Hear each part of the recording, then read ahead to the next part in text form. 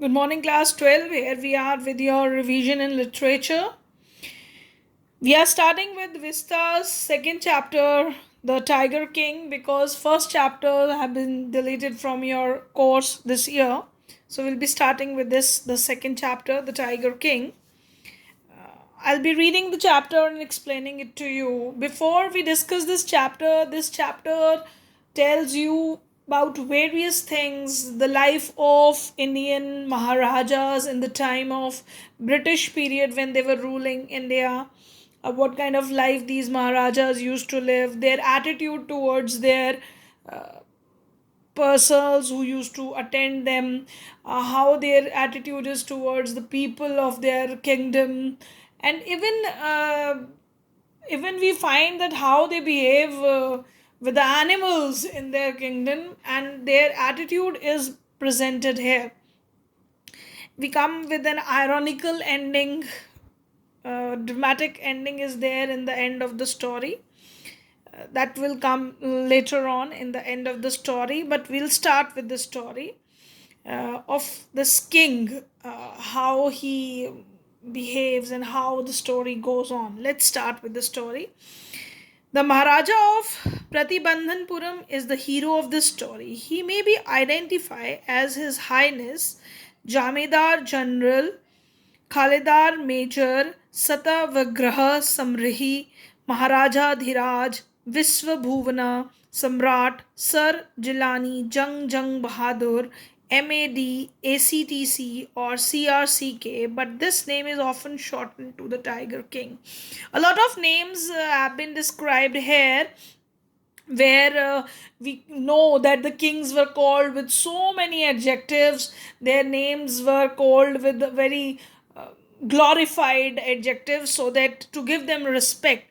So the same names were expressed here in the first paragraph, and these abbreviations show that so many of adjectives are added to the kings. But basically this is the story about the Tiger King. I have come forward to tell you why he came to known as Tiger King. I have no intention of pretending to advance only to end in a strategical withdrawal. Even the threat of Satuka bombers will not throw me off track. The Satuka, if it likes, can beat a hasty retreat from my story. Now the author is not in a hurry. He don't want to, actually he has come here to tell us that why this king was named Tiger King, and he don't want to move forward in the story without any proper planning. He just wanted to give a strategical withdrawal. He wanted to move back in a very strategical way. Even he said that even if when somebody is going to threat him, Satuka bombers are going to threat. Uh, um, Satuka bombers are going to give him a warning. He will not go off the track. He will describe the story the way he wanted to describe it. He will not be in a hurry to withdraw from his story. He will give the story in very much detail. So here we find out the story which is given to you is given in a lot of details. The writer has given that. Right at the start, it is imperative to disclose a matter of vital importance about the Tiger King. Everyone who reads of him will experience the natural desire to meet a man of his indomitable courage face to face, but there is no chance of its fulfillment. Now, author tells us that in the beginning he simply wanted to tell them that it is imperative, it is really necessary. Imperative here means it is very necessary to disclose a matter which is very important about the Tiger King, that whenever you are going to read the experience of this person, then naturally a person will feel to meet this man which is of indomitable courage. Indomitable courage refers to that which cannot be suppressed. He is with a lot of courage, full of courage. His courage cannot be suppressed. So everyone who reads about this king wanted to meet this man, but there is no chance of its fulfillment. Why this cannot be fulfilled? He said that this chance one cannot fulfill this. Why? As Bharata said to Rama about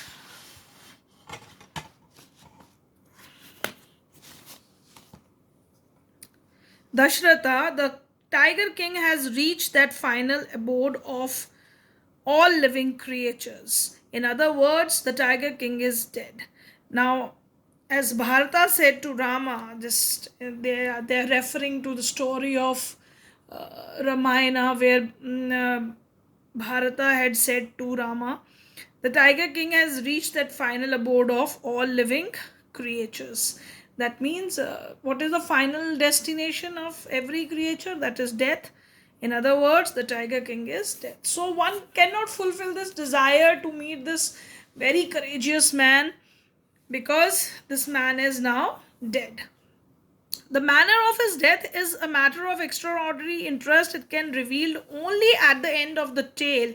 The most fantastic aspect of his demise was that as soon as he was born, astrologers has foretold that one day the Tiger King would actually have to die.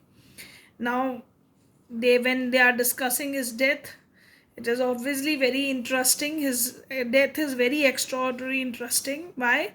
Because the day when he was born, it was very interesting fact that his death was told by the astrologer that he one day he is going to die.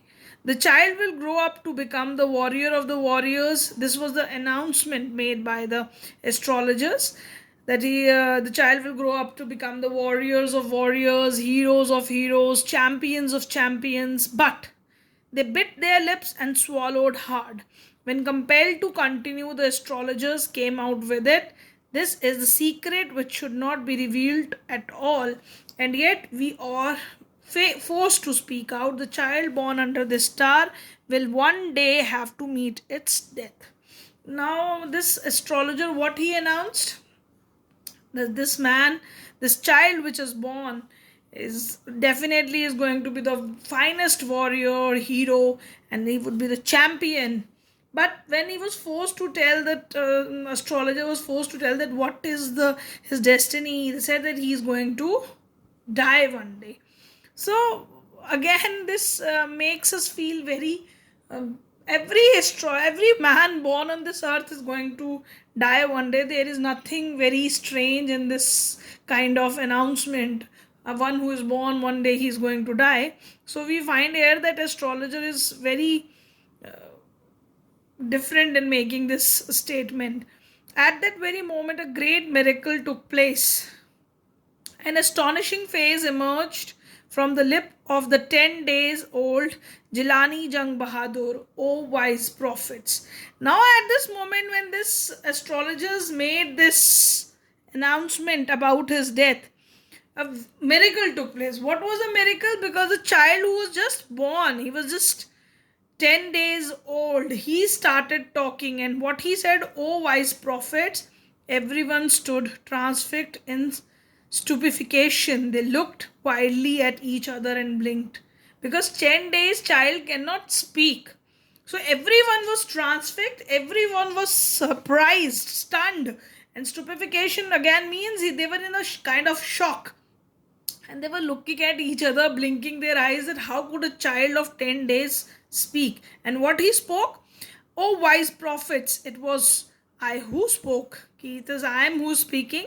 This time there was no ground for doubt. It was the infant born just 10 days ago who had enunciated the words so clearly. He is pronouncing the words very clearly, this 10 days born child. So there is something special about this child who could speak even at the age of 10 days, because child started speaking after 1 year, and that too with one or two words. So we find something very special about this child. The chief astrologer took off his spectacles and gazed intently at the baby.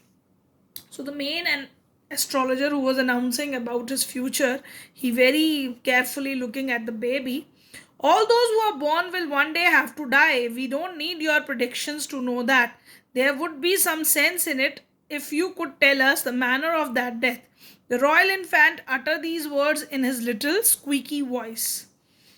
Now, what this child was speaking is that whatever you are announcing, it is known. There is no need for that prediction, because one who is born, is definitely going to die one day. So you have to tell me that how I'm going to die, that the manner of his death you have to tell me.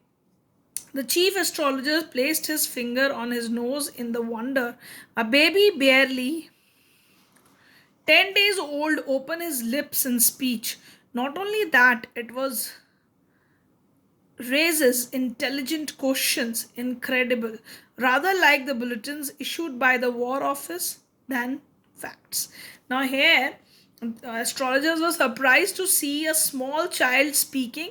Not only speaking, but he is asking the questions which were really intelligent questions. The questions which are even asked by the War Office, like the bulletins, that facts they are presenting, the same way this child is talking about facts.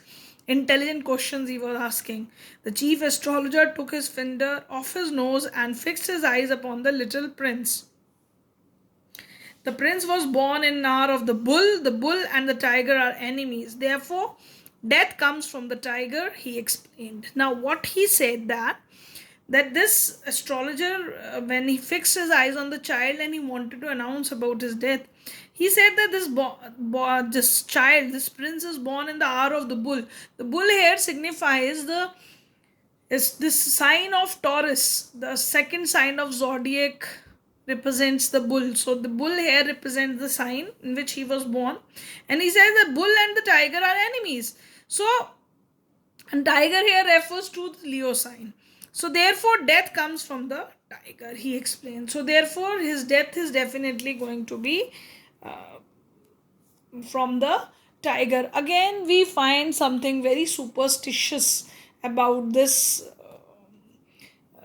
astrologer who is announcing very weirdly. First he announces that one day he is going to die, and now he's saying that he is born under the sign bull, so he is going to be, his death would be taken, this cause of death would come from a tiger. So that cannot be possible. The child who is born under the sign of bull, that means all the Taurans are going to die with this tiger. So that does not find any kind of relation. So you have to analyze such questions at that very stage, that one should not believe in superstition things which have no real logical reasons behind them.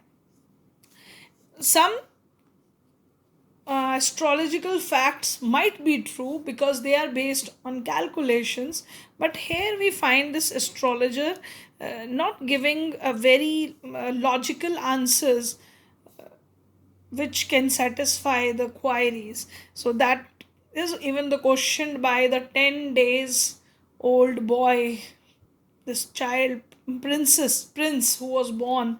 So we find it very illogical. So here we move on with our story. You may think that Crown Princess Jung Bahadur was thrown into a quake when he heard the word tiger. That was exactly what did not happen. As soon as he heard it pronounced, the Crown Princess gave a deep growl. Terrified words emerged from his lips. Let tigers beware. This account is only a rumor rife in Pratibandhanpuram, but with hindsight, we may conclude it was based on some truth. Now, when this child, when he came to know about his death reason, how he's going to die, so we heard he gave a great deep growling sound, and the words which emerged from his lips were that tiger should be beware. They should be aware of him because he is going to cut off that reason which would be there for his death. This account is only a rumor rife in Pratibandhanpuram. Now, rumor rife, this is just this talk of the town. This become the talk of the town. Rife here refers to it spread widely. This rumor spread widely in this kingdom. But the hindsight refers to that which the understanding which comes after something happens. So we will conclude it on the based on some truth, that this which we learned after that what he wanted to say, let's tiger beware, We'll come to know about this thing later in the story, that why this child said that, let's tigers beware. Now, the second part of the story, this is the account of his birth, the child, Jung Jung Bahadur, the Tiger King, when he was born. So, this was the account of that. Now, second part of the chapter includes Crown Prince Jung Jung Bahadur grew taller and stronger day by day. No other miracle marked his childhood days apart from the event already described. The boy drank the milk of an English cow, was brought up by an English nanny, tutored in English by an Englishman, saw nothing but English films, exactly as the crown prince of all the other Indian states did. When he came of age at 20, the state, which had been with the court of wards until then, came into his hands. Now they describe his childhood. So this Jung Jung Bahadur became taller and stronger day by day. He was taught everything in English. Even he drank the milk of an English cow, because at that time, during the British rule in India, Indian kings were getting English education. Say they wanted to cope up with time, so they were getting that English education. And this presents us the time of Britishers period. And when he became at the age of 20, the state which had been with court of wards here refers to a child. He was a child under legal protection till this. Now this power came into his hands when he became the age of 20. But everyone in the kingdom remembered the astrologer's predictions. Many continued discuss the matter. Slowly it came to Maharaja's ear. Now this announcement which was made, the prediction which was made at the time of his birth, was there in the mind of people in his kingdom, and slowly this talk of the town reaches Maharaja's ear, the child who was born 20 years back. There was innumerable forest in Pratibandhanpuram state. They had tigers in them. The Maharaja knew the old saying, you may kill even a cow in self-defense. There could certainly be no objection to killing tigers in self-defense. The Maharaja started out on tiger hunt. Now, there were so many forests in the kingdom. He wanted that and a lot of tigers were there in the forest. And this Maharaja knew this fact that he can even kill cow. Cow killing is prohibited in India because it is sacred. He said that it is an old saying that if cow is also hurting you, you can kill cow at that moment. But so for killing a tiger, you cannot be this king was trying to say that. So this Maharaja was very aware of this fact that if he is going to kill tiger in his self-defense, as is the reason for his death is tiger only, so nobody is going to object for that. So the Maharaja was thrilled beyond measure. When he killed his first tiger, he sent for state astrologer and showed him the dead beast. Now he also killed the first tiger. When he killed the first tiger, he was full of confidence that he can kill the tiger. So how can the tiger be the reason for his death?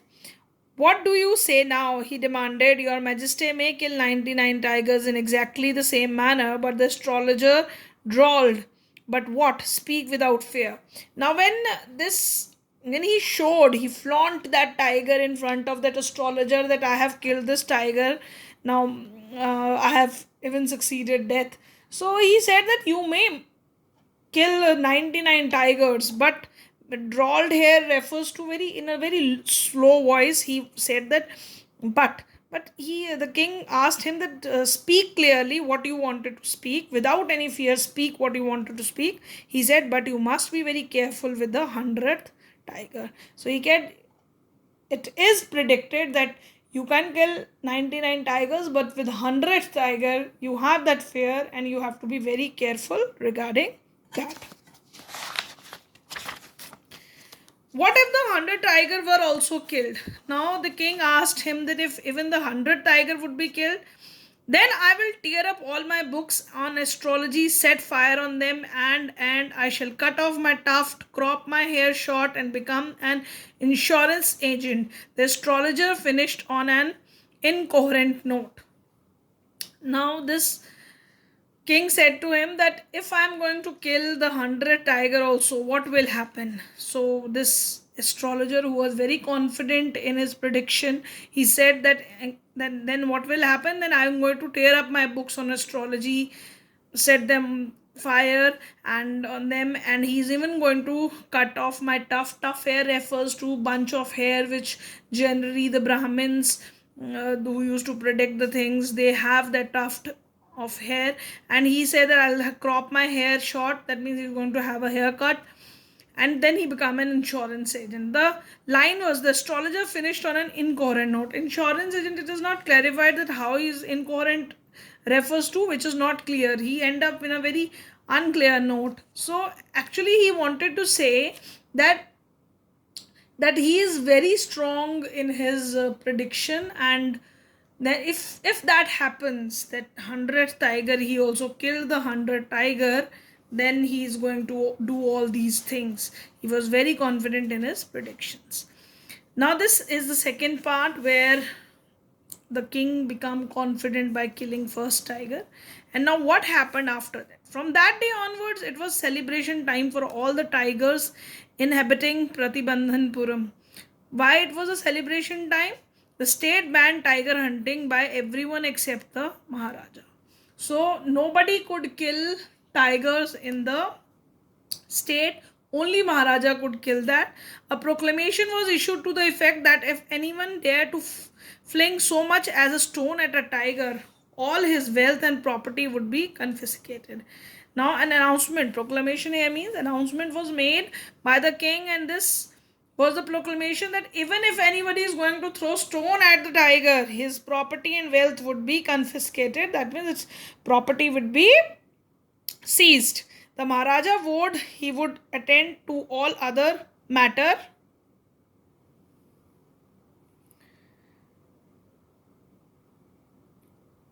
Maharaja vowed he would attend to all other matter only after killing the 100th tiger. Initially, the king seemed well set to realize his ambition.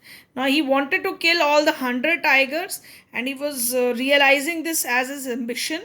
Not that he faced no danger. There were times when the bullet missed its mark. The tiger leaped upon him and he fought the beast with his bare hands. Each time it was Maharaja who won. So he faced every tiger with a lot of effort. He killed them with bullet. He sometimes tiger leap on him. He fought with his hands, but Maharaja win the game. At another time, he was in danger of losing his throne. A high ranking British officer visited Pratibandhanpuram, and he was very fond of hunting tigers and fond of being photographed with the tigers he had shot. As usual, he wished to hunt tigers in Pratibandhanpuram, but the Maharaja was firm in his resolve. He refused permission. I can organize any other hunt. You may go on a boar hunt, you may conduct a mouse hunt. We are ready for a mosquito hunt, but tiger hunt, that's impossible. So Raja has done a lot of effort for this, because he many times he was in danger himself fighting with tigers, and now he was also in a tension with British officers, also high ranking officers, because they are fond of tiger hunting and they wanted to hunt tigers in that kingdom. But he simply said no to them. He said that they can hunt any other animal but not tigers. He was so much determined to kill all the 100 tigers. So the British officer secretary sent word to the Maharaja through the Diwan that the Durai himself did not have to kill the tiger. The Maharaja could do the actual killing.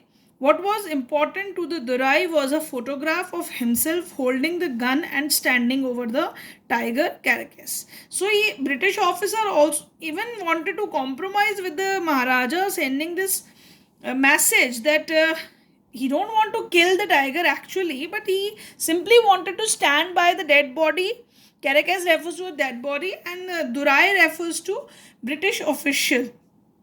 Here in this part, Durai refers to British official, and he simply wanted a photograph with the dead body of that tiger holding a gun, just to flaunt their bravery in the photograph. But the Maharaja would not agree even to this proposal. He don't want to agree with this proposal even. Why? Because if he relented now, what would he do if other British officer turned up for tiger hunts? Because he know that if this he is going to agree with this British officer, other British officials will also come and ask for the tiger hunt. So he don't want any hunting of tigers in his area. Because he prevented a British officer from fulfilling his desire, the Maharaja stood in danger of losing his kingdom itself. You know that it was a Britishers' time. If their wish is not fulfilled, even the kings were in dangerous position. Their throne was in dangerous position. They can even capture the states. So he also made himself in a dangerous situation with this king. The Maharaja and the Diwan held deliberations over the issue. As a result, a telegram was dispatched forthwith to a famous British company of jewelers in Calcutta. Sent sample of extensive diamond rings of different designs. Some 50 rings arrived. The Maharaja sent the whole lot to the British officers. Good lady. The king and the ministers expected the Durasani. Durasani is again referred to British official's wife, to choose one of the two rings and send the rest back. Within no time at all, the Durasani sent her reply, "Thank you very much for your gifts." Now Maharaja, how he has overcome this situation when his kingdom was in danger. So he sent a word through telegram. What he did, he in Calcutta, he sent the telegram to the British merchant where beautiful rings, diamond rings were sold, and he asked for 50 rings, and then he said that all rings to the British officials, ladies, good ladies, their wives, and just to make them feel happy, and it was a kind of a bribe he was giving to the British officials to save his kingdom from their bad effect. So they thanks for that ring, and that's how he saved his kingdom. So we find here also that Maharaja was very tactful. He know how to save his kingdom from these British officials by bribing them with the rings which he provided to their wives. In 2 days, a bill of 3 lakhs of rupees came from the British jewelers.